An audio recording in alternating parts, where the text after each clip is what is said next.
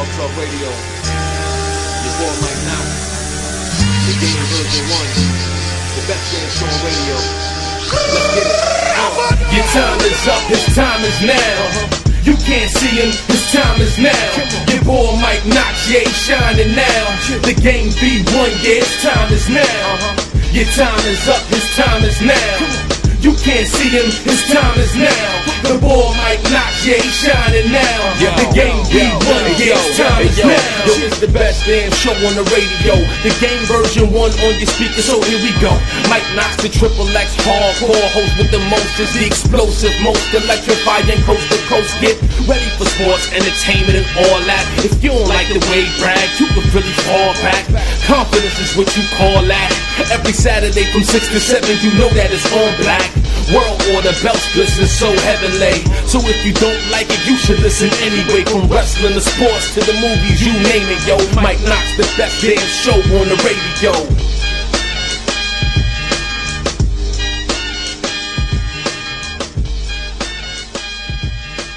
They're tripping Rocky. So that means they want to see Rocky. And I'm going to give them Rocky, and they're going to give me money. Do you think that maybe when they hindered, they slowed y'all down when y'all had that time with Cena? Because I thought at that point, for me, again, I'm speaking as a fan. Okay, not a groupie, as a fan. Anybody out there listening, I ain't no groupie. I'm a fan. Okay, number call in. You got any questions for Shad? It's 347. I'm sorry, 63. I'm tripping because I didn't have too much water. 347-637-3859. If you have any questions, as well as in the chat room, I will ask some more of those chat room questions in a second. The question was going to be, do you see like that was the time for y'all to like really shine when y'all was with Cena and to get that chance from the audience? You know, the audience honestly gave us a big chant all the way through. There was never, there were a week here, maybe a week there, where they kind of lost faith because we lost a match here or there. But overall, I think the crowd always stuck with us, even when we broke up. You know, I was getting like little kids crying, coming to me crying and saying, "Why?" Right. You know, you taught them how to sell their toys. Exactly. You had the homeboy shopping network all over. But you know what I'm saying? But it's one of those things where, you know, I think we always had the push, we always had the drive, we always had the fan backing. It's just that some people in the office couldn't see that. You know, they just saw us as another gimmicky, cartoony group. And, you know, when honestly we were a good wrestling team that worked as a tandem constantly. We made constant tags in and out, in and out, in and out, in and out. And we isolated partners, you know, in our matches to tell a story and make sure that it came across that we were a team, you know. And on the flip side, we were entertaining. And you take us, you know, these charismatic, entertaining black men who could wrestle, and then you have the flip side of the heart, you know, the Hearts, who are extremely amazing wrestlers, but just not as charismatic as we are. And then the same people who thought we didn't have it thought they did. So, you know, it's one of those things where you want to say racism, but I feel it was much more greater than that. You know what I'm saying? I feel like it was like they felt that we couldn't market the tag team titles, and you know others close to the that inner circle felt it wasn't our time. Okay. Now, the chat room wants to know: do you do when you wrestle again? Do you do indies? You know, indies autograph sessions for the fans and things like that? Like, how can they get up with Shad to come see you, get your autograph, and get to see you? You know, man, I'm acting right now, and I have a movie I'm doing, at the end of this month, called Petunia with Thor Birch. Then I have a movie that I'm the lead for called Untouchable. You know what I'm saying? That's going to be, right now. All right. I just came from LA, and it's going to be bomb. Like, you guys, like nothing like anything that's been done with WWE. It's going to be really bomb. The director we got, he's Alex Ferreira. He's really badass. You got to look him up. But as far as wrestling, I'm actually doing a show in Brooklyn coming up on the 21st or 23rd, I think. And, you know, wrestling is my passion, man. You know, being in that ring, that's what I love to do. That's what I was wondering that, like, that was your. So wrestling is like your true love first, and the acting just happened to come after the result of what happened. Well, you know, wrestling is my true love. Acting is a job. Being working on my graphic novel, that is a job. Keeping up with my artist, you know what I'm saying? I get on him like every single day, you know what I'm saying? producing music videos and stuff, that's like a job. All those things are just jobs. Those are things that I do on the side that bring me extra income. Wrestling is my passion, and it's all about me. So, it's not for my son's diapers. It's not for my girls, clothes. It's not for my house. That's for me. I do that just for me, and because I love to do it, man. All right. Now, I didn't ask you a couple of meatball questions, right? So I'm gonna go ahead and get a little tough. Maybe not a little tough, a little hard. But I listen. I just said earlier that I'm tired of like all these other wrestling sites and stuff throwing in your windows on what's going to happen. This and that. Let's be original, right? So right now, the internet says that you had a lot to do with former Strikeforce champion King Mo. Trying out for WWE, and you had something to say to him about that. For once and for all, can you sell the record? Are you guys friends, and did you talk him in or out of trying out for the WWE? Okay, this is a record. Okay, about 6 to 5 years ago, when I was in developmental, WWE would send these MMA fighters and other amateur wrestlers to OVW to try out.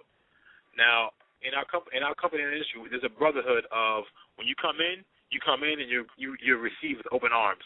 That's how I was taught, from Mark Henry to Batista to Umaga. They taught me that when somebody comes in, you invite them in with open arms and you let them hang themselves. You know what I'm saying? And I have many friendships to this day because of that philosophy. And nobody's ever hung themselves except for maybe one or two people. Chicken chokers, roadkill. Mo came out for a trial with 3 other guys, and we were like thick as thieves, and we all went out that whole week and we chilled, and me and Mo became pretty decent friends. You know what I'm saying? And when we were out, we were just talking. He was asking me like how I felt about wrestling. I sold him on the company. I sold him on the company because I love WWE. I love wrestling. This is what I love to do. But I could see in Mo that he had much more he wanted to do with fighting.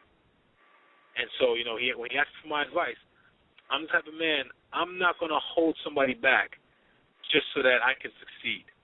I'm not going to hinder somebody. You can't go to heaven that way. Yeah, you know what I'm saying? And I'm the type of person where I've helped people that were my competition, who was supposed to be my replacement, and I've helped them get better because I want the best competition to face me, because that's the only way I know I'm a man. You know what I'm saying? Hey. So you're not like LeBron James then? No. He joined the competition. He didn't want to. Go ahead. No, but like Mo, he asked me my honest opinion, and I was like, you know what? Honestly, when I was younger and I was fighting, the one thing I was always upset about when I came to WWE is that, it's like when I signed that contract, that door of me fighting closed, and I could never go back. I could never go back that way. Because that's just not my style. I don't go backwards. But I would have loved to have gotten a chance to fight in the UFC. I would have loved to have gone to Japan and fight one pride fight. Because I actually had my promoter. You taking up my questions I had wrote down. Go ahead. Yeah. You quoted this. You quoted these interview things. So I should just say it. So, Shad, tell us about yourself. Go ahead. No, man. You know what it is, man? This is the thing. When I tell people to ask you questions, like they're like, oh, man, we're not going to shock jock you. I'm like, dude, you're not going to shock jock me because I'm going to tell the truth.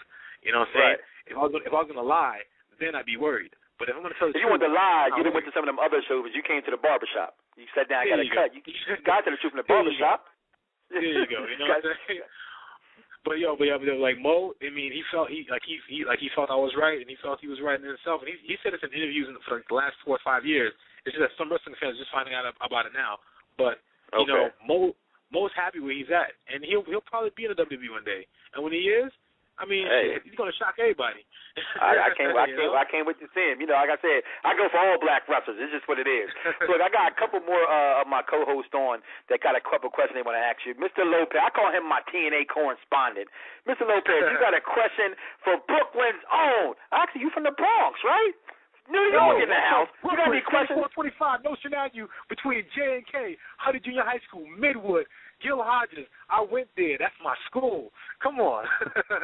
I rep my city. Any questions, Mr. Lopez? Yeah, I got one. What is your take on the whole, for the past couple of months, there have been several wrestlers being released. What is your take on all these wrestlers that are being released, and do you think it's going to continue? You know what? My take on it is that this is a cycle. Like, I've been with the company for 8 years, and this is a cycle. This is what we do. We leave, we come back. We go away, we spend time with our families, we go to Japan, we go to Mexico, we go to Puerto Rico, you know what I'm saying? And this is what we do. Some guys are being let go and fired. Some guys are asking for their release, you know, because they feel that the company is not using them in the proper way, you know? And that has a lot to say about, you know, how a person feels about the product when they ask to be released, you know, because the product itself, you know, is a lot different than when I started watching, you know? Right. And I mean, like, I heard you guys' conversation about TNA just now when I came on the line. You know what I mean? And dude, I love TNA so much. I think it's an awesome concept in theory. The only thing I hate about TNA, and we used to say this in the locker room sometimes, is that they try to be like the E sometimes when they need to be like more like TNA. You know, if you're TNA, when I'm flipping the channels back and forth, the reason I used to do that with WCW. Because WCW was grimy, you know, and WWE was shiny, but WCW was grimy. Good analogy. Grimy and shiny. I was like, man, did he just throw Rey Mysterio through a wall into a trailer? Dang, right, like a dart. Yeah, and then I go back to the E, and it's like, man, The Rock, he can run his mouth. I love The Rock. Go back to WCW. Hulk Hogan got a black beard and a bandana, just looking gangster, you know. It's when you have those two dynamics, wrestlers are going to want to switch teams every now and then and just try the other side for a little while. You know what I'm saying? Right. So it's just the way it is. Now, I got a couple questions in the chat room, and they're buzzing. So I'm going to get two of them at you at one time. Hey, who was one of the wrestlers you looked up to in the WWE, whether it was, you know, legacy, names, anybody like that? And actually, do you have a great, you know, a good story or a bad story from your experience? Guys I look up to, honest to God, Dave Bautista. From day one was a good brother. You know what I'm saying? I mean, to be told, I could run down names: Dave Bautista, Shelton Benjamin, Charlie Haas, MVP, Umaga, Eki Fatu. You know what I'm saying? Viscera, Bobby Lashley has been my brother since day one. I didn't look up to them. I felt a bond with them, and we were all on the same eye level as brothers. And they all took care of me. And they all, you know, when I messed up, they pulled me up. And I messed up a lot. You know. So it really is a fraternity within there. It's a fraternity with some people. With others, it's not. You know what I'm saying? But my class that came out of OVW, I honestly feel like the crew that came from OVW, we were that last group of guys who made it a fraternity. Now, a lot of these other guys coming up, they're very individual. I think that class was the last good class that we've seen. And, you know what I mean? Not that the other ones don't have nothing to offer, but, like, that class to me was good. That was a good class that came, that whole wave of you guys that came, which just rocked. If anybody go back and watch those whole tapes, trust me. So was it a good experience or a bad experience for you overall? Man, it was a beautiful experience, man. Honestly, from day one. I mean, I talked to Shelton yesterday while I was in L.A. in Disneyland. He's like, dude, what you doing? I'm like, I'm in Disneyland. He's like, oh, go have your fun. You know what I'm saying? I talk to my brothers all the time. We talk to each other every week. I talk to one of my brothers, man. And it's like some of them I haven't seen in 6 years. Some of them I haven't seen in 2 months. But every time we talk on the phone, every time we see each other in person, it's like we've seen each other the day before. You know what I mean? That's just how it is with us. We're family. Yo, my man in the chat room said go to www.wisebootlegsdvds.com so y'all can get that money. Yeah. He can't break you off of what you need. You ain't no broke back. Listen, guys in the chat room, you need to call in now if you want to talk to Big Shad Gaspard. The beast, the monster is in the building. The chat, listen. Y'all are on fire. I just told y'all to avoid the clap, Jimmy Dugan. But that's how on fire y'all are right now. Y'all burning in the chat room. Call in 347-637-3859. It's Saturday night. I know you need that haircut. You need that shot before you go out. But again, it's BYOB. We don't mess with y'all, okay? Listen, time is short. So if you're not on the line, this will be archives only. Now, Shad, listen, you've been rumored to be with a lot of chicks. I'm not going to mention their names. Can I just get a number of how many of them you really had?